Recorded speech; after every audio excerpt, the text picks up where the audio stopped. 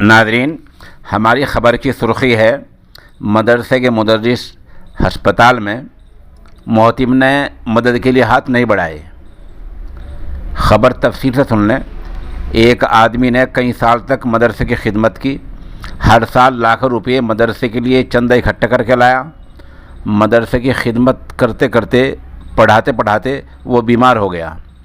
ایسے نازک وقت میں درخواست کرنے کے باوجود مدرسے کے محتم نے ہاتھ کھڑے کر دیے اور کسی بھی طرح کی مدد کے لیے ہاتھ آگے نہیں بڑھائے۔ یہ واقعہ مظفر نگر کے مدرسہ سروٹ میں پیش آیا ہے۔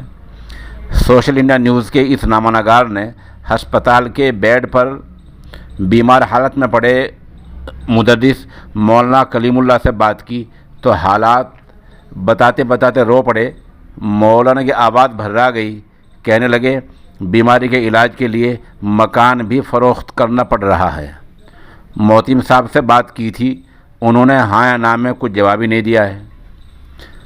بتا دیں جو لوگ مولانا کلیم اللہ سے واقف ہیں وہ جانتے ہیں کہ ہر سال وہ ادارے کے لیے کتنی محنت کیا کرتے تھے۔ لاکھوں روپے لانا ان کے لیے معمول کی بات تھی۔